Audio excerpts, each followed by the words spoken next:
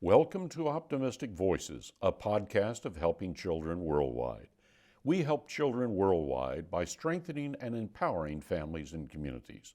This podcast is for people interested in deep conversations with thought leaders in the field of child welfare, global health, and international missions. This is a very special episode of Optimistic Voices podcast, youtube.com HCW video. An episode of the HCW Optimistic Voices podcast Care Leader Voices series. If you are listening in but would like to view the video, please go to helpingchildrenworldwide.org or youtube.com HCW video. Welcome to Optimistic Voices. I'm Laura Horvath, and this is your co-host. My name is Mohammed Nabil, commonly called Nabs. And this episode is featuring the Care Leader story. Nabs, you're a Care Leader. Can you explain for our audience, what is a Care Leader? I would love to. A Care Leader is a child who grew up in an institution before aging out without ever being reintegrated back into a family life. So as you say, I was once a care leaver. I grew up in an orphanage, spent the rest of my childhood and teenage years there, and then I was never reintegrated back to my family. I just left the orphanage and went straight to college. Okay.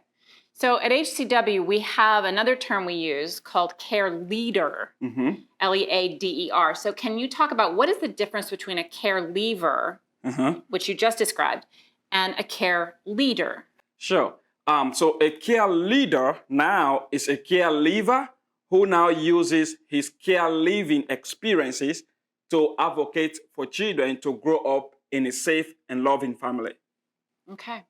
And we're really excited about this episode because we have a care leader who was a care leaver, now uses her experience to advocate for children to grow up in safe and loving families.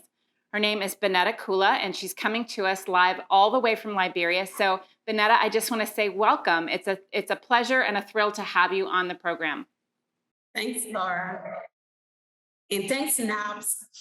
Thank you. Thank you very much. Thank you very much, Beneetta. So as we have, Beneetta used to be a care leaver. She spent a lot of time in the orphanage without ever being reintegrated back into a family life.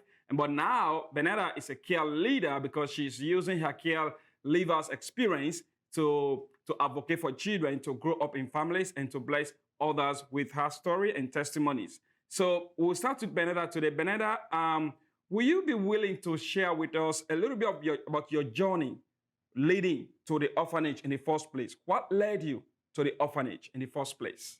So I lost my dad when I was like 3 years old. And then I was told, because I've always wanted to have a family to call my own. So I was told that when I get out of the orphanage home, I was going to be adopted by white people and I was going to have my own family and a father. So as a child, this is something what kids want. So that's what I wanted. And that's how I ended up in the orphanage home, longing to have a family to call my own. So, yeah. Okay. How many years did you say you spent in the orphanage? I think I spent over 20 plus years. Wow. Wow, that's a long time. Yep. Beneetta, what did you like most about growing up in the orphanage? I imagine being in an orphanage is both a positive and a negative experience, but what kinds of things did you like about being in the orphanage? So, when you go at the orphanage home, you have other kids that are in your real family, that are in your actual family. So just the experience of growing up with them and learning to share and be friends and later become brothers and sisters was something very special to me because I don't know if I could have survived the orphanage home, just me there without these other kids. So it was a beautiful thing growing up with strangers that turned out to be your family that you have to learn to do things together like brothers and sisters. So that was one of the best experience there. And another good thing was the aspect of having a safe drinking water. In Liberia, sanitation is a very huge problem here. So not many people have safe drinking water, but we had that at the orphanage home. So we were able to help communities, people from the communities to have safe drinking water too. And I think that was good to know that we could help others with safe drinking water. And education, we all know it's something important. And education is very, very expensive in Liberia. So to be able to go to school, that was something very unique. And we had that at the orphanage home. And I got my high school degree, and I'm able to read and read and talk with you guys here. So those were some things good about the orphanage home, and the exposure to foreign people, like white donors coming in and out. It was my first time to really meet those many white people, and like I got my first hug from them. So it was a really good experience for me. You got your first hug from a white person, is that what you said? Yeah. Wow. So that's a lot of really great stuff, but were there things that you didn't like about being in the orphanage? Yeah. Like being at the orphanage home, it was like there's always a need, like a sense of belonging, you know? And that's something you never really get at the orphanage home, because most of the times things would not be like, it was about a group, you know, and not about you in particular. So like you never really get that one-on-one interaction with like the caregivers. So it was like, it almost like at some point I kind of felt like an object, just part of a group. And it was never about you. It was about the group. It was about what we can get to this group. It was not what about Beneetta. How does she feel? What makes her happy? What does she want? You know, so like this sense of belonging, I never really felt belonged to at the orphanage home. And the aspect of love, I still struggle with that, because growing up as a child and not having that, it's very difficult, because then you don't know what to expect. You don't know who cares about you. You don't know who doesn't. And even up to now, even though I'm a young adult, I still struggle with love, because I don't get it when people tell me, oh, like, I love you. Like, it makes no sense to me, because I don't know what that is. I understand that they will be saying true, that they really do love me and care about me. But because I've never had that growing up as a child, so how do I understand it? Yeah. I don't know what that means. Thank you for sharing that, Beneetta. So I know we have life in the orphanage and life in the community. So growing up in the orphanage, how did the people living in the community, how did they treat you and the other children who you are growing up with in the orphanage? How was it different, life in the orphanage and life in the community? How were you treated together with your other children who were with you growing up in the orphanage? Well, we really didn't get to spend much life outside the orphanage, but we had other kids from the community coming to school. So even at school, it felt like we were outcasts, because I don't know, for some reason, it's very easy for people to spot out that you are an orphan. Yeah. Because like it's like we had this stigma on us that will easily identify us that this person is an orphan. Because most of the time we were the ones like poorly fed, poorly dressed, and we were the one always lacking. So each time we go to school and we have to pay for things, it's easy for people to know, because we orphans, we won't have the money to pay for those things. And it was difficult because then people get to choose if they want to be friends with you.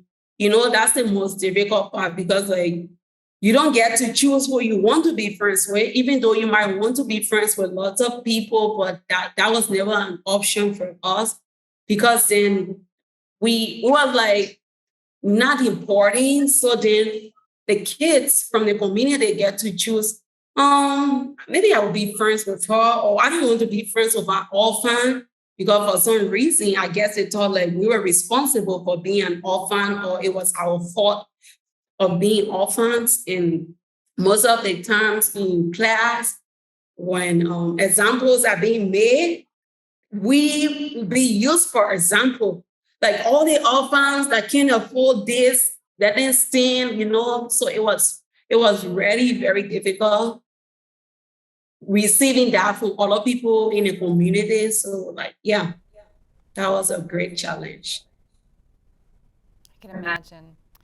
Beneetta, if I met you at the orphanage when you were, say, 10 years old, and I said to you, I have a magic wand and I can wave it and I can make anything happen that you want, how would you have wanted your childhood to be from that point on? What would you have wished for as a 10-year-old girl at that moment? Like just to have my family, just to experience what it feels like growing up in your own family, and like just to have the experience of a dad hugging you or you talking with your mom about some bad times of your life, or like you running around with your parents, like just having a normal child life. I would want that. I would have been with my family. I would have experienced that love. I would have experienced that joy. I would have just want that kind of life and just live a normal kid life, even if not having the world, but at least I was going to have my family and know that they will always be around, you know? So yeah. Wow. Okay. So a lot of donors in the U.S., a lot of us, Americans and other donors that sponsor orphans and orphanages in the U.S. really have a heart for orphans in Africa and in other places in the world, and they comes from a really good place. They really, really want to do what's right in helping orphans and vulnerable children. If I could put together a group of American donors, of Western donors that really want to do something to help orphan children in your country, what would you tell them? What kind of advice would you give to them? I don't want to call it an advice because I don't think I could advise them. What I want to say is like a plead. Like, okay. Kind of, is that a plead with them about looking into how much support they give to the orphanage home. And like, to be honest, we are grateful to these donors because we don't know what life would have been without them. I don't think we have survived it. We need their support. We are grateful that they have the heart to do that because it's like it takes a lot of sacrifice and love to be able to pour out into vulnerable children that you don't know from anywhere, right? So we are grateful to them that they see the need to do that. But sadly, this is not something they will want to hear. But the truth is, it's because of these people, lots of orphanages are being built every time. And you might want to ask me, why am I saying this? It's because orphanages is like a business. People make orphanages as a business here. And we all know, like, if you are running a business, you want your business to be successful. And what do? You have to put in more to be able to have a successful business. So this is how it runs. These people, in order to keep the orphanage home up and running, they need to bring more kids into the orphanage home. Then what happens? You find out that families have been separated, like divided, because like, let's take for instance, a single mom who has like 2, 3 kids, and she doesn't have any means of help. And she wants the best for her kid. Like every parent will want the best for their kids. So this is how it works. Like an orphanage leader will come out to the single mom and say, like, I can help you with your kids, but this is a condition to that. And what is it? Okay, we will take your kids and put them on an orphanage home. They will have to go to school. They will have food to eat, but you should never show up there. Why? Because they don't want their secret to come out. They want to stay in this business. So it leaves the mom with a very, very hard decision to make. Like just imagine a mom disconnecting from her kids, like just because she needs help for them. And she would do that because she really wants help for her kids. So you will see most of the kids that end up at the orphanage home, they have living parents, but that can't provide for them. But then they are not even connected to them because their parents are told never to show up at the orphanage home. And lots of families are being disconnected, lots of families have been separated, and it's sad. Those are the kind of life there, which the donors might not know about, because all they ever get is one side of the story from the caregivers.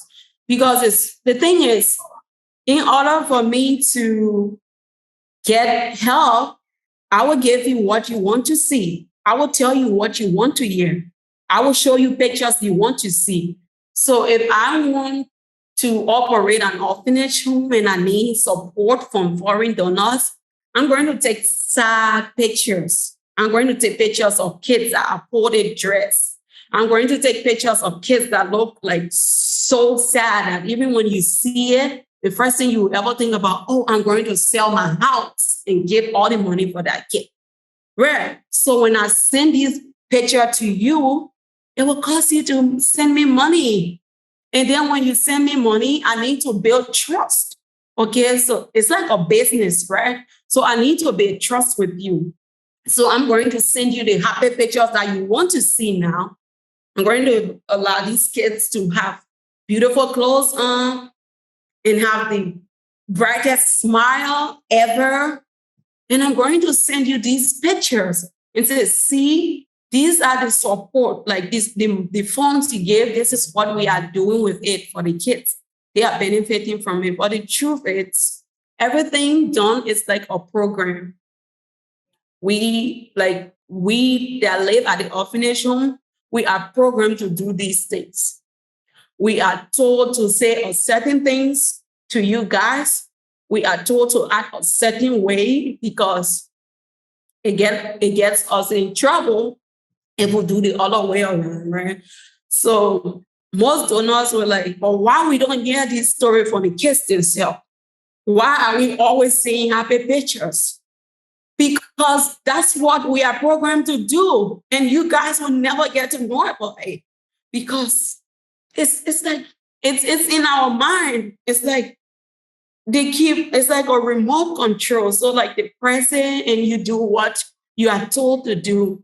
So this is it. I don't think these donors want to separate kids from their family. I don't think these donors want to have a life full of miserable kids that feel lost, that feel disconnected from the outside world. I don't think this is what these donors want, but since they are not hearing it from the kids themselves, so they have no choice but to keep sending their support. So let's say, what if these donors really get to meet the kids they are supporting, like just to know what's going on with them. Like they have heard lots of stories from the caregivers. Why don't they pay attention into hearing from the kids themselves? Have a one-on-one conversation with them. Like, how do you feel? What are things happening? How do you want me to help you? Do you have families? Do you have this one-on-one connection if they start to work more into hearing from the kids themselves, then it will be better that they will get to hear stories from these kids and that they will get to support these kids into their families to be able to keep them, because we know that the only way we can go to school is to be on an orphanage home. Okay, what if a donor will say, well, I want you to know that you could still go to school even if you stay with your family. So I'm waiting to do that. But those are some of the changes I wish like these donors will really get into, because I tell you what, they're not going to hear these things from the kids. And maybe they might not even hear it until other than I care leavers. And not many caregivers are waiting to share their stories. Not many caregivers have the guts to do things like this. It's hard. So this is my plea. This is what I would make as plea to these donors, to look more into how they can help children stay into their family and give them the same help that they get at the orphanage home. Okay. Wow. Isn't she amazing? She's amazing. Really, she's amazing. Thank you, Beneetta. Thank you. Hey, you are a mom now. I mean, congrats, by the way. That is super cool. It's so amazing to be a mom, and it comes with a lot of blessing. Thank you. So what is the most important thing about being a mom? That is a very sweet question. Oh, great, yeah. Well, yeah, I'm a mom, and it has taught me lots of lessons. You know, one of the most important things I experienced as being a mom is the level of tolerance I gave my son. Huh? I mean, kids, like my son, he got lots of energy. Like I can't even stand. And to be able to tolerate him with all those energies and be able to love him even when he's not at his best, when he's being naughty and mean, I still get to tolerate that. I still got to show him compassion. Unlike me, it was never like that for me. I wasn't tolerated. Like I was a kid, but I learned to grow up to become an adult while being a kid. Because everything I would ever hear is, you should know better. You shouldn't be doing that. Why are you acting like a kid? Of course I'm a kid. That's why I'm acting like one. But no, it was never like that. We learned to grow into an adult. We learned to do things adults would do because we were now with our own family, and like we never had a one-on-one relationship. Like I always tell people, my son does not know any boundaries. Like when it comes to me, like even when I'm having a bad day, it doesn't bother him. And it's normal because he's a kid. He will come jumping on my lap, pulling my hair, like putting his hand on my eyes, and I'll be like, stop, I'm not having a good day, stop. And like, like it's fun for him. It's so fun for him. And that's normal because that's what kids can do. And especially being a boy. But for me, it was never like that. I never had that as an option. Never in my entire life. I had never had that one-on-one conversation with my mom at the orphanage home. I didn't know what it felt like to just sit into someone's lap and just cry when you're not feeling good, right? So being a mom has taught me to tolerate my son. And I'm not going to tell you that I have the most beautiful relationship with my son. That's not true, because like being a child at the orphanage home seriously affects my relationship with my son, because everything I have ever learned and known is what I try to teach him. Like you need to act responsible. You need to do this. You shouldn't be doing that, because it's like programmed. That's how I was programmed to live. And that's how I'm bringing my son up. And sometimes I have to pull back for a moment, go to my room, and I'm like, I shouldn't be doing this.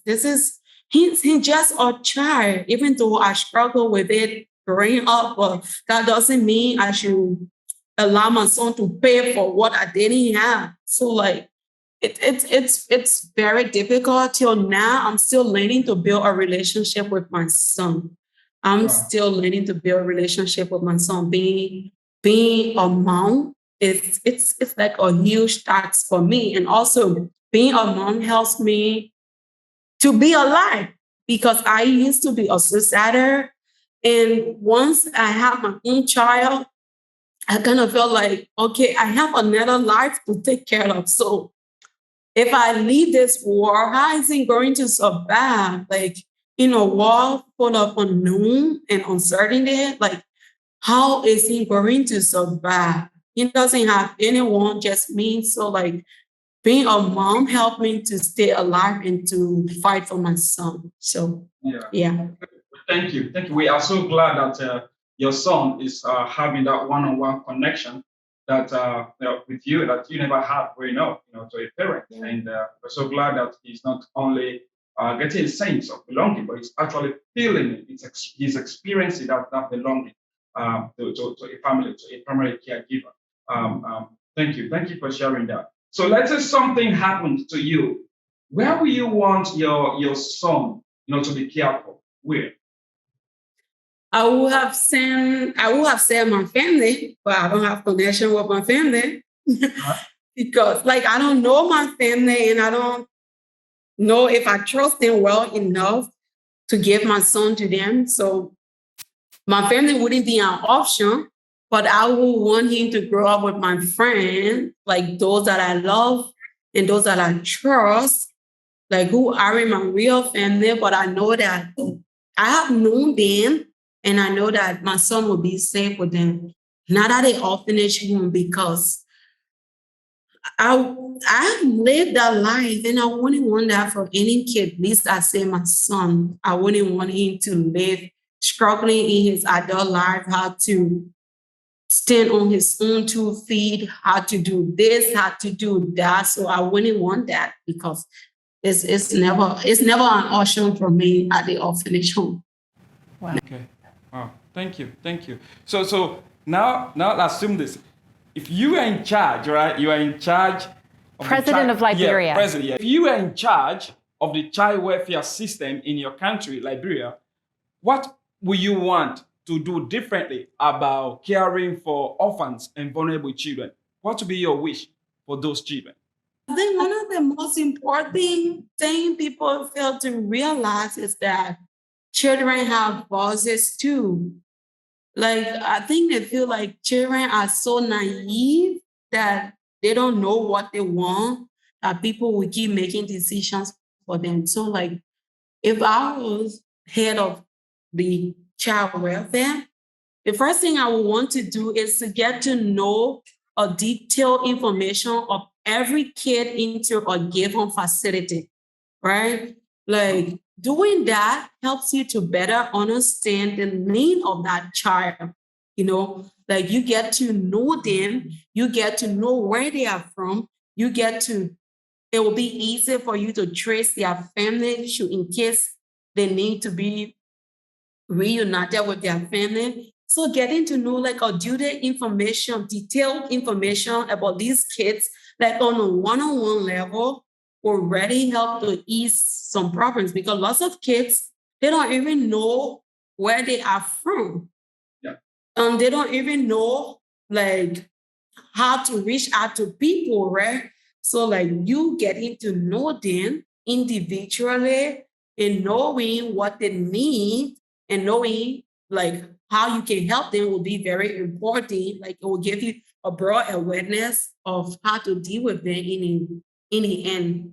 And also when it comes to distribution, I always used to tell people like when they bring stuff at the orphanage home, like when donors bring in supplies, I'll be like, in my heart, I'll be like, let them share it themselves, let them give it out themselves. Because I know once they leave, we won't have them again. So like making sure that kids have what they need, like kids have what I give them to them, I will be the person that making sure this kid have this thing because I know once I'm not there, they're not going to have it. So I'm going to make sure X gets what was given to X, Y get what was given to Y, because I have lived it. So I know how it works. Yes. So those are things I will really, really get involved into. Wow. Thank you. Thank you, Beneetta. So now as an adult, what is the hardest part of you being being a caregiver, right? Being a caregiver, and then so talk a little bit about how well prepared were you, when we were living in the orphanage to live in the community, to be independent, to come back to the community life. How well prepared were you? How well the orphanage prepare you? And then what challenges did you face, right? When you came back to the community to adjust, to start adjusting, to start adapting, what challenges did you face? And what level of preparation or support, do you wish you have had in order to, easily blend into the community and be independent? That is hard. Wow. Being an adult and a caregiver, I mean, some of the challenges I still struggle with is the how to start and where to start from. Okay, it's like you left where you know as home all your life. And one part about it, they tell you reason why you are going to the orphanage, maybe because for me, like I was going to get adopted into a family, but they don't tell you that you are going to be at certain point in time that you're going to be put out or you're going to leave. So it's like you just know this place to be your home, and that's all you know. Yeah. All the people that live there, those are the only people you know as family. So like